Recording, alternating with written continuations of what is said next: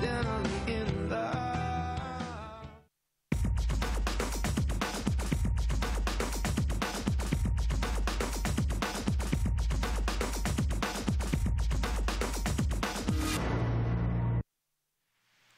Good afternoon and welcome back to Gulfstream Park, and thank you for joining us on this Saturday afternoon on Gulfstream today. I'm Gabby Gaudette, joined by Acacia Courtney, and of course headlined by the Holy Bull today, but an excellent 12-race program on tap. Some great betting opportunities, and it took me a long time to finish this card. But probably, I think I had to split it up over 2 days. It did take a while, and I actually even thought sometimes picking the winners wasn't necessarily the tough time. Well, hopefully, you know, the winners, but trying to do those multi-race wagers. We put together our Rainbow Six tickets yesterday, so don't forget to check that out on YouTube as well, because we will have that big guarantee in the Rainbow Six, and then just trying to put the pick fives together and trying to narrow it down, because there are a lot of races where it does look like there's some value opportunities because there's some tough fields in here. But before we get to today's program, we'll go back in time to yesterday to beat the expert and Acacia. We do have some lucky winners. We do, because I didn't do so well yesterday. So congratulations to Ken Malek, Tom Goodell, and Steve Wiley. You beat the expert. We did have quite a few participants this week, so always happy to play with you. I had some heartbreaking finishes. I think 4 out of the first 5 races I finished second, but second doesn't cut it in this game. I know, and you did. You were kind of on the wrong side of some photo finishes yesterday, but you know what that means. A bad day yesterday means a great day today. We certainly hope so. Okay, well, we have a great card on tap. We will get to some of our featured wagers today and our guaranteed pools, but we start things off in today's opener with that rolling super high 5 carryover just shy of $4,000, and the race 1 does kick off the 50-cent early pick 5. Acacia will have a ticket for that. As we move along to race 5, always on these 12 race programs, we have that 50-cent middle pick 4 that takes place in race 5, the ever popular 50-cent middle pick 4. And moving along to some of our guarantees today, we have a guarantee in the late pick 4 that is $500,000. We have the 20-cent Rainbow Six, a $750,000 guaranteed pool, and $250 for the late pick 5. And we'll have tickets galore for that. I'm looking at the pick 4 and the pick 6. You are looking at the late pick 5 too. So lots of betting opportunities, and it's a beautiful day here. We are fast and firm on the turf. What more could you possibly want? And as you said, we have 5 stakes today, so let's get right to it. Let's get to it. And as always, we do start off with that early pick 5. Acacia, let's see your ticket. All right, I'll show you my ticket today to start things off. I had a more economical late pick 5 ticket, which should be a pretty good base for that guaranteed pool, again, $250,000. But we do start off with the early pick 5. I'm using 3 deep to start off. Looking at the Lake is the favorite in the second, and I'll also be using Furiosa, using 2 deep in the third race, 3 in the fourth, which does start our stakes action in the Kitten's Joy. I have Sonic Boom, Made You Look, and Clyde's Image. Also using 3 in the fifth race, which is the grade 2 Swale, Sonic Mule, 3 rules, and favorable outcome, $54. And you'll be using 3 horses to start us off with the 1, 2, and the 5 early money, going to the 5 right now at 3-2. But you did opt for the 1 Contradict, a second start off of the claim here for the connections, and taking a big drop in class. It is a big drop in class, and that's why I did go to this one. I thought perhaps a little bit overmatched last time in the starter allowance company, first off the claim for Bobby Barbera, but I thought that he showed a little bit of early interest last time out, which is kind of what I'm basing it off of. Has shown some speed in some of his past races, and I think he fits a bit better at the claiming ranks. And the only thing about this, and where I kind of bumped him on the bottom half of my ticket, is overall Tom Albatrani claims this horse off of Tom Albatrani, bumps him up, now coming back to the right level, but we'll show a stat for the connections on the turf going a distance of ground, and this is just kind of a collective sample size, 85 horses, and they're not too successful with this particular type of horse, 2-turn type of horse on the turf. So that's where I had a little bit of a reservation here. Instead, I did land on the 2 Cavity, who I think can show a lot of speed, and I'm hoping he shows the speed that he showed rode against Whippin' a couple starts back. He's always kind of forwardly placed. I thought for the level, that $30,000 claimer on the 23rd of December was very strong, transformative, old sport, a couple horses who were dropping out of allowance company. Yes, he was just kind of average last time, but I'm just hoping with an inside post, Nick Wara is still aboard, they get aggressive with this horse out of the gate. He's definitely got some back class since he broke his maiden. He's run some very solid races against tougher competition, so hopefully he'll run back to that. I had interest in him as well, but did use him a little bit lower down in the trifecta. And as you mentioned, the number 5 global entry taking the early money.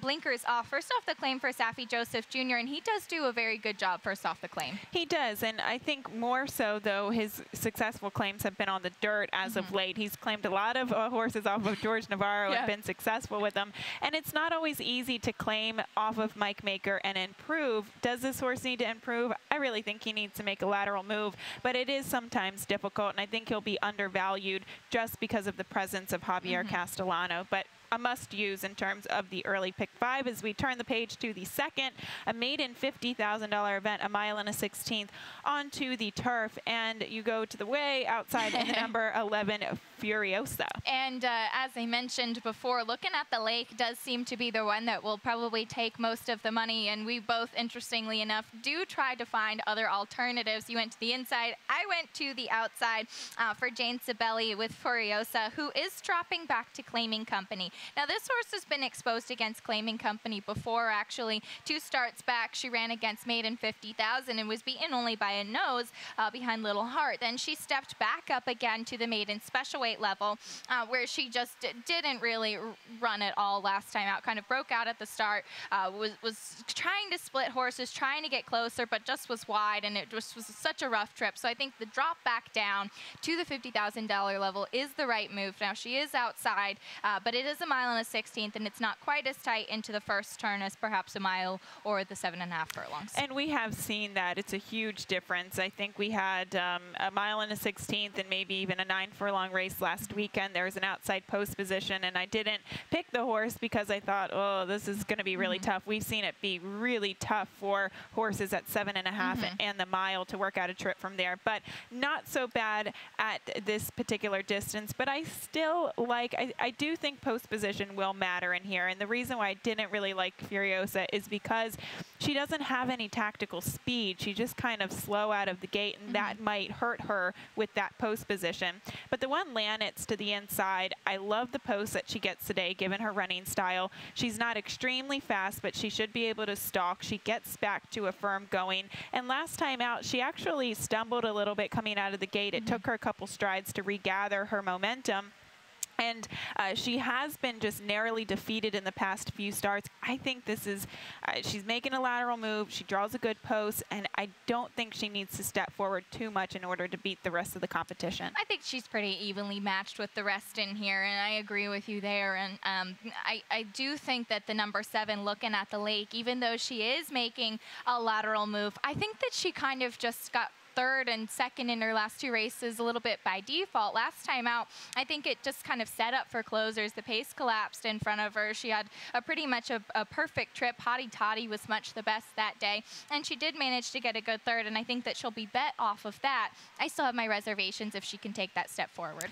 She was covered up the entire time. I thought Johnny Velasquez rode a perfect race on her. She was unfortunately blocked a little bit at the quarter pole, and I thought she did very well to hang on for 3rd in that race, but I think she'll be pretty well backed by the public. She took some sneaky money last time out, so I'm maybe foreseeing that that won't be pretty much the value play in here. There's a lot going on in here too. There's a horse that I didn't even mention, but I don't know if you remember this race, the 12 Mayakati Cat. That was such an awkward race from start to finish. She showed speed, then she stopped, like she looked like she was going to stop to last, and then she came back and finished to just be beaten over a length. So there's a lot of trip handicapping, and it just depends on who gets the best trip today. Yeah, I watched that race back again, and I was kind of wondering again just what was going on there, and she showed some speed in her actual first turf race last time, so she is drawn to the outside. So we'll see if Jose Lascano does try to get her out to the front from that outside outside post. She could kind of shake things up a little bit if she shows that same kind of early speed and perhaps maintains it a bit better. Okay, we get to maiden special weight on the main track at a mile and a 16th, and that takes place in the third race today. We do have one scratch in here, but we go to kind of outside horses here, and I did think that the number 10 Hedge Fund could make a huge step forward. I want to show a stat here for trainer Todd Pletcher with his maiden special weight starters stretching out from sprints to routes on the dirt in just their second start, and he had a horse like this. I think you ran the same stat yesterday, and the horse hit the board but didn't win.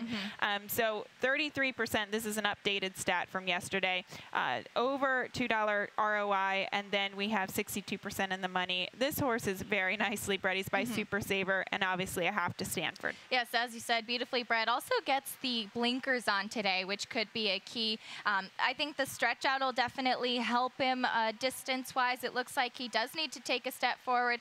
I didn't think it was the toughest field that he faced last time out, so he does need to improve off of that. And that being said, I don't think this is, again, the toughest field today. The biggest challenge I thought was going to be the number 8 Quality Asset, who I lean to today. But if you remember, I'm using both of these horses on the pick 5. I don't think you can leave Hedge Fund off, especially with that breeding. But Quality Asset last time was drawn to the outside. He was kind of bumped on either side at the break, and he was wide early, and then he did flatten out.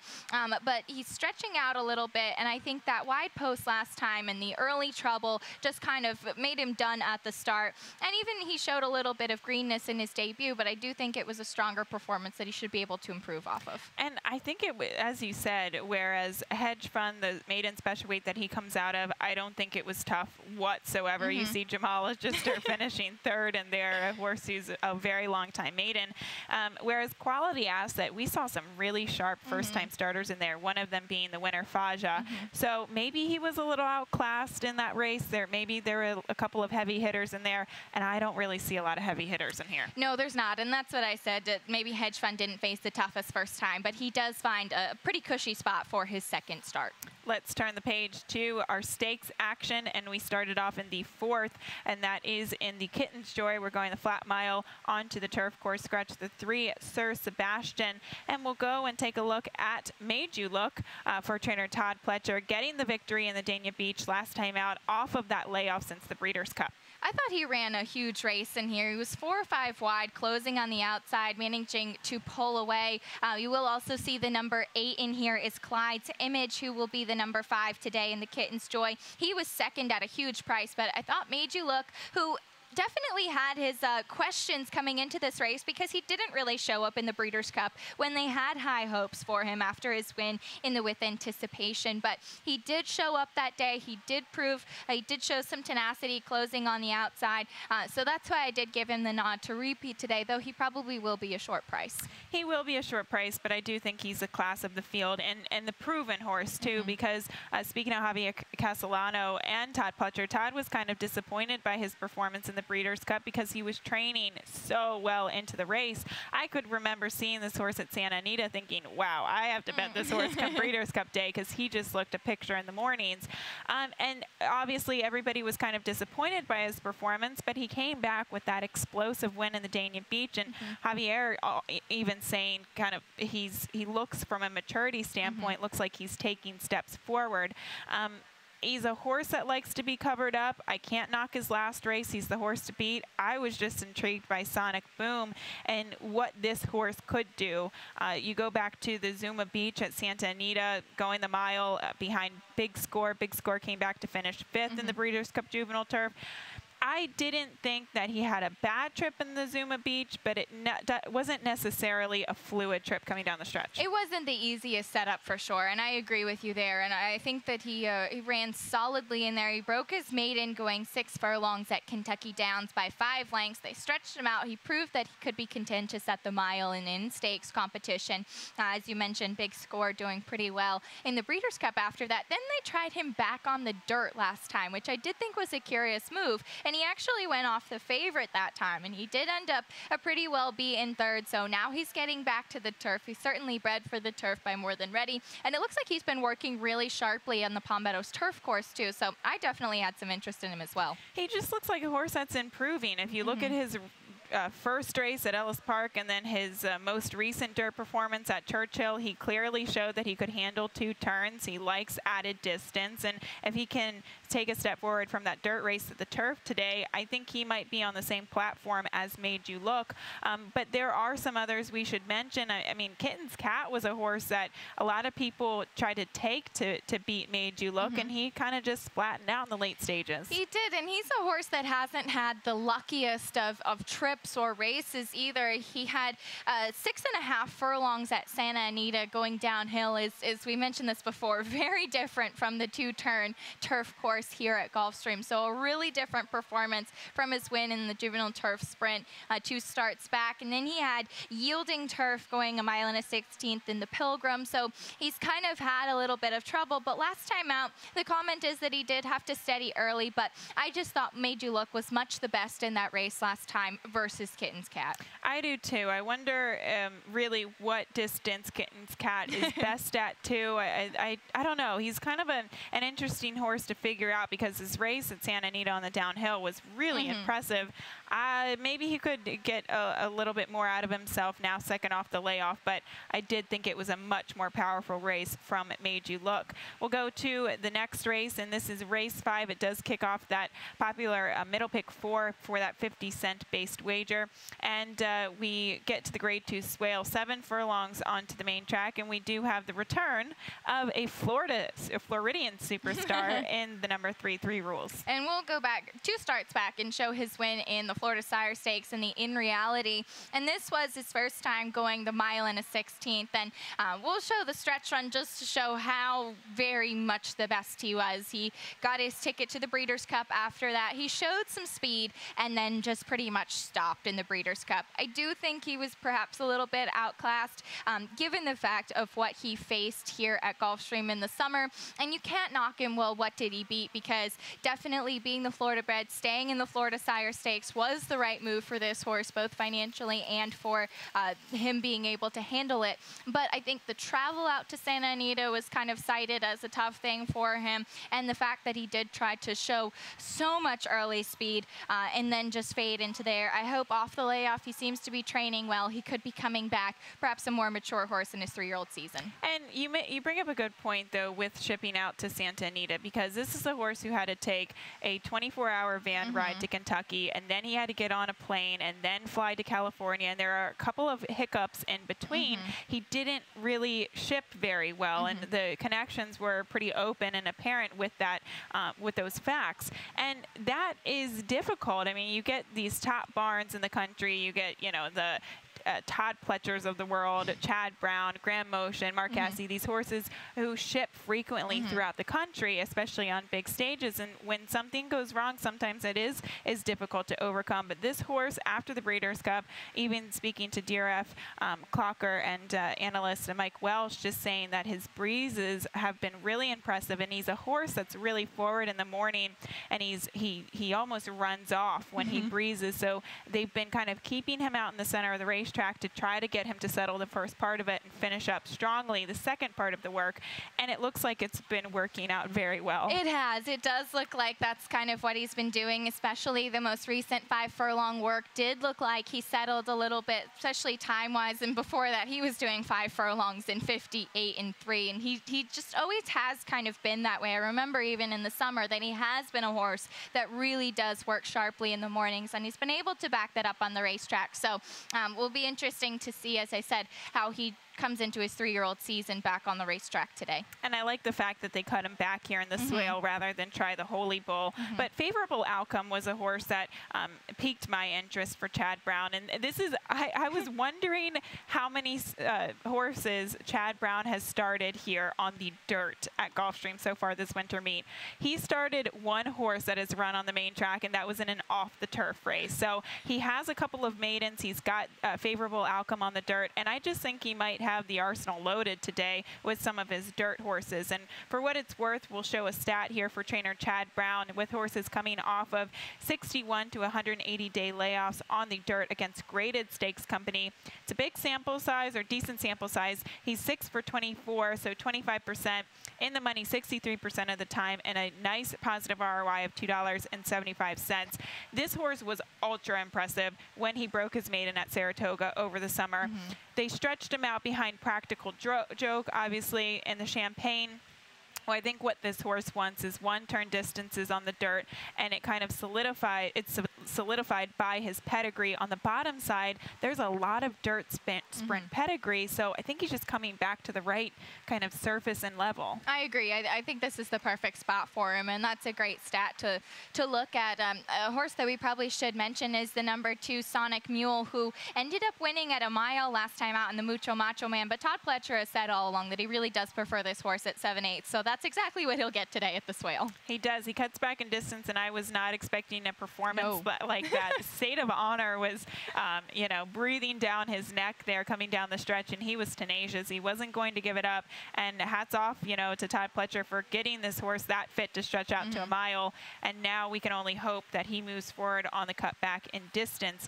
And we will now go to the 6th race on the card, an ultra competitive rendition of the Grade 2 Forward Gal. We go 7 furlongs on the main track as usual, and we have 2 very talented fillies coming into this race, and I guess we should start off with the heavy favorite on the morning line, the 4 Pretty City Dancer. And we'll show her win in the Grade 1 Spinaway. This was actually, I think, one of the most thrilling races from Saratoga, as we'll start by showing the break, as she was a little bit awkward at the break. The number 6, it is a little bit difficult to see on the pan, but she did end up further back than the rest of the field. She didn't break that sharply, so that is definitely something she'll need to improve on. But then she's going to close in the center of the track, and she'll end up actually getting a dead heat with Sweet Loretta, a very highly talented filly, very highly touted filly, also talented, obviously.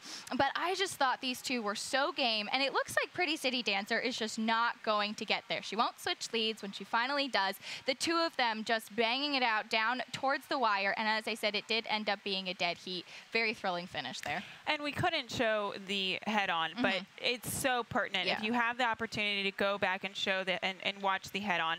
And not only did Pretty City Dancer have to overcome a slow break, as she usually does, that's how she was beaten in her maiden race, because she just doesn't break. She almost sits back in the gate, gates open, and she's a couple steps slower than the rest of the field. So she overcame a slow break. She was herded down the stretch by Sweet Loretta, and then they both kind of, it was really interesting to see the stewards' final decision, because they were just bumping back and forth, leaning on each other just before the wire. So, and the fact that they dead heated, it made things even more interesting. So Pretty City Dancer, she had to overcome a lot to win the Spinaway, and she's clearly very precocious and talented filly. She looks like she's probably going to even mature since then.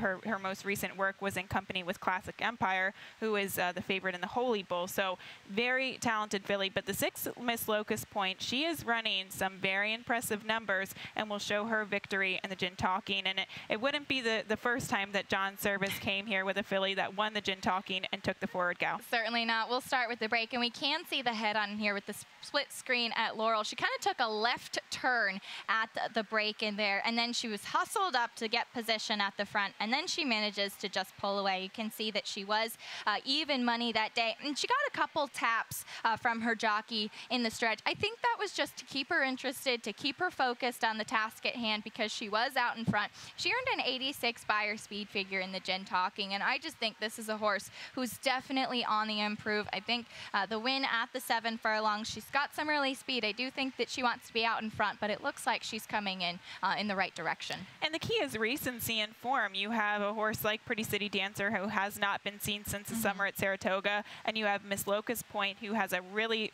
sound foundation under her. 2 3/4 distance races, then the stretch out to 7/8. That's excellent. The only thing that I kind of proceed with caution with Acacia, she ran a 63, then a 71 at Parks, and then bumped up to an 86 Spire. We saw the second place finisher of the Gin Talking come back to win the Marsh was River, but got a 66 Spire speed figure. So there was a steep decline out of that. And I'm just wondering if that race might be a little bit heightened on form.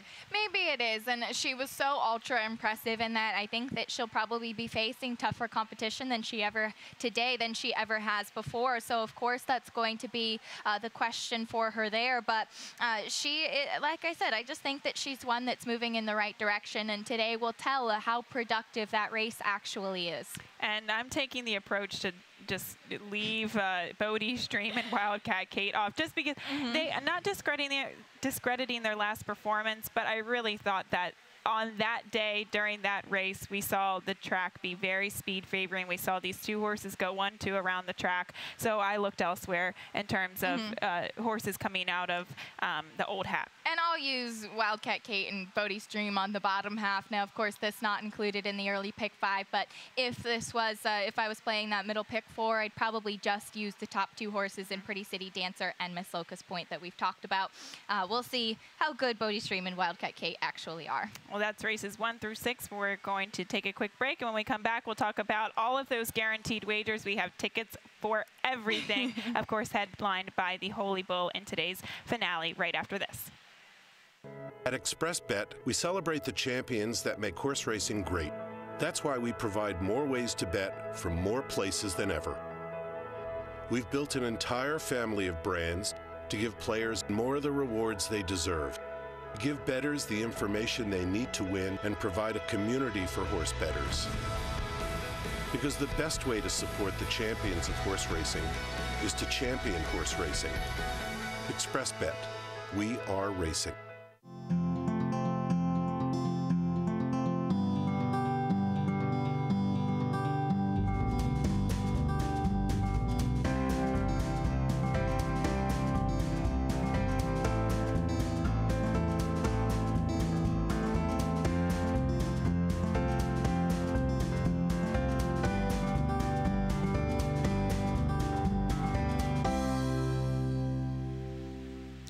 Welcome back to Gulfstream today. Now taking a look at the latter half of the card, and of course we start things off with the 20-cent Rainbow Six $750,000 guarantee in that sequence today. And I came up with a pretty affordable ticket considering that big guaranteed pool spreading in the first leg of the sequence, and I don't regret it. I'm using a couple different horses with the 1, 2, 4, 8, 10, using 4 horses in the next leg, just 3 in race 9.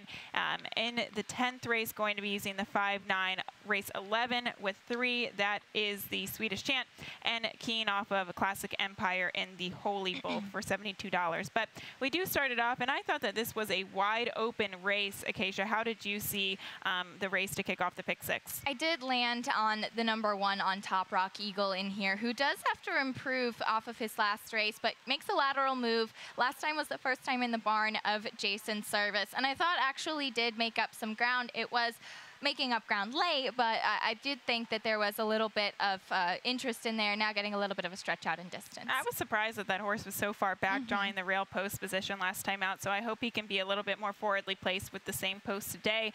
I liked the number 10 Icy Lightning at a little bit of a price. I thought he used that race to kind of step forward. It was his first race off of a November layoff, and Guadalupe Preciado with horses dropping from allowance to claiming company on the turf. He's been successful with it before in the past, and you look at the last time this horse faced claiming company, that $25,000 level, and he won. So I'm just hoping that his back class can revert in here.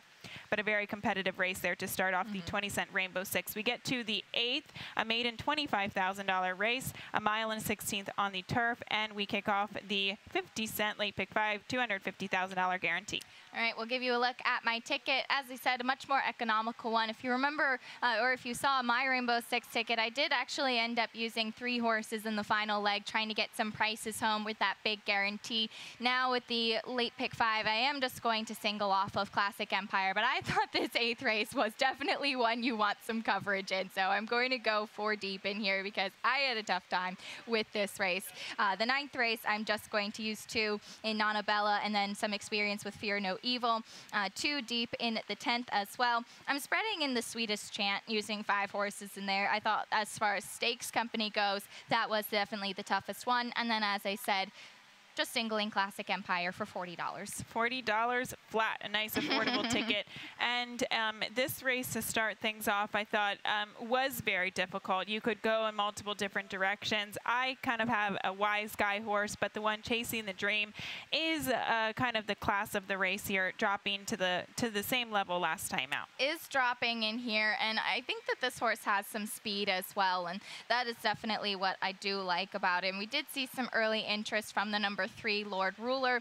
I think having dropped to this level last time out and didn't really show too much speed last time, was drawn outside and wasn't able to get over, was a bit wide. So I think now with the rail post position should be more forwardly placed. And it was a weird race. They went decent opening quarter fractions, and then they kind of slowed it down to 50 flat for the half. It was just a really oddly run race. And I agree. I think this horse has a lot more natural speed, especially from the rail post today. But the 7 Knight Errant was a horse that interested me. Nick Zito with a 21-1 winner yesterday. He's having a very sneaky good meet so far. And Nick Zito with this type of move, going from dirt to turf with his maidens, will show a stat, 10% positive ROI, $2.56. They're usually prices. I think this horse will be a price. I like the stat. I like the turf pedigree. This horse is a half to Decked Out, who was a grade 1 winner on the turf and did win the American Oaks. And I like the most recent turf workout at Palmettos. There's definitely a lot to like about this horse. The blinkers come off as well. And if he showed any sort of speed like he did last time out, he could be dangerous in this spot. All right, let's get to the 9th race on the card. 6.5 furlongs on the main track. This does kick off that final pick 4 of the day, a $500,000 guarantee. I love the sequence, and I think you can play it on a pretty limited bankroll too. We'll show my ticket. It is $30, and I wanted to use several horses in this race. I thought this was a wide open maiden special weight, so having coverage here, it's like, I don't know, it's a little top heavy in my opinion.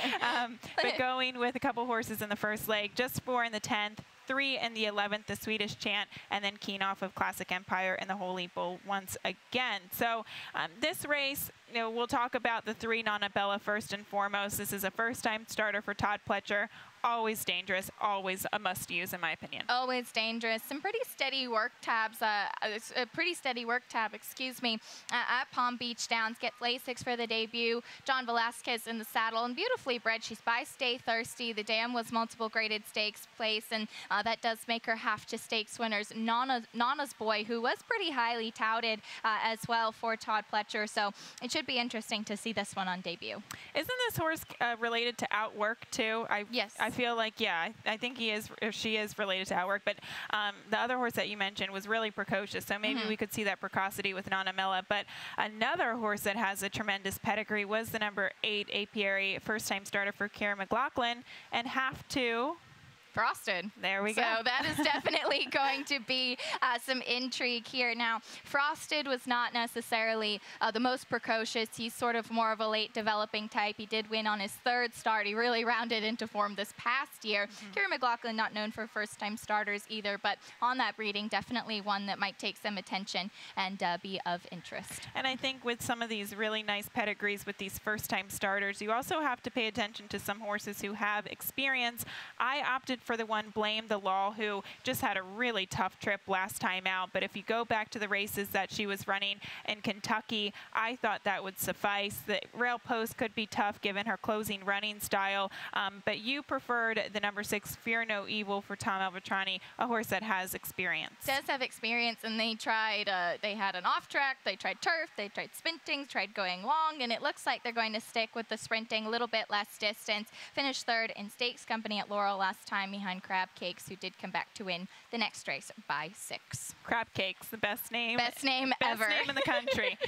And aptly named there, because we Marylanders love our crab cakes. Oh, yeah. As we get to the 10th race on the card, a very competitive allowance optional claimer. We go 1 mile and a 16th onto the turf. And well, I had a tough race or tough time with this because I don't really trust XCE, but we will show her most recent replay. I don't really trust her either, but we'll show this last race, and I would by no means single her in this sequence. She was the #1 that day.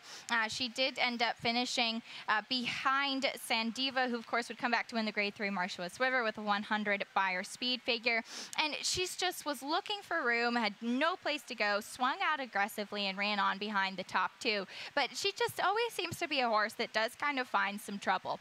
Neck of the Moon, of course, closed and ran very impressively in that race. And it was a good race from XCE. Gets to El Rosario to stay in the saddle today, and I hope that's a good bottom for her, but she does have to take the next step forward. And that's the thing. I thought her allowance race at Belmont, you know, she was covered up the entire way, and when she finally angled out, I didn't see much acceleration from her. I thought, well, maybe it was because of the layoff. Maybe we could see her improve second off the layoff in the South Beach. She did run a good race. I didn't think that the trouble was it impacted the overall outcome of the race too much. Neck of the Moon, she kind of had a clear run. We saw Sandiva come out and win the Marshall's River, but she almost, and not to compare the two, because she is clearly a more accomplished runner, but it kind of reminds me of Blenheim Palace that ran yesterday, who always runs well, just doesn't quite get the victory. I mean, this filly, or mare, excuse me, she hasn't won since June of 2015, and Great Britain. Yeah, so she has yet to get her U.S. victory, and she's just been knocking on the door. And look, I mean, I looked elsewhere in this race trying to find other alternatives, and I just couldn't settle on anybody. And I'm curious to hear what you do like about Okana, who does have to take a step forward, but she's kind of the same thing. She hasn't had a U.S. victory yet either. She hasn't, but her races against Group 3 company at Deauville, they were very good. She came back to make her stateside debut. A tough trip and a very soft turf at Belmont. I don't think she liked those conditions of the surface. Came back to run in the Tropical Bark Oaks.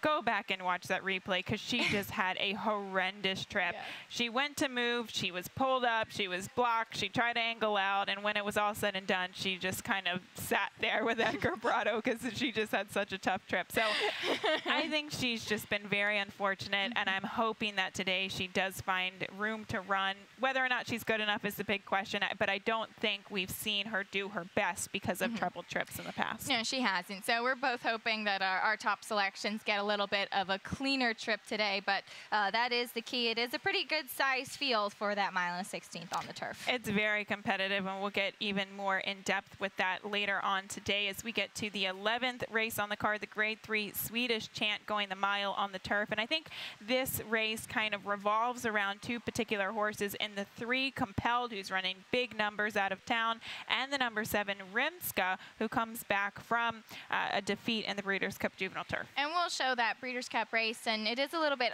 difficult to see, so we'll try to talk you through it as there is no Trackus in this race. But keep your eyes on the number 11. No Chicklet to watch there, but it is the aqua and pink silks on the outside. She was just so wide there, and it was her first start with Lasix. It was her first start with Chad Brown, and I talked to him yesterday, and he was saying that there was just really nothing that Irad Ortiz could have done.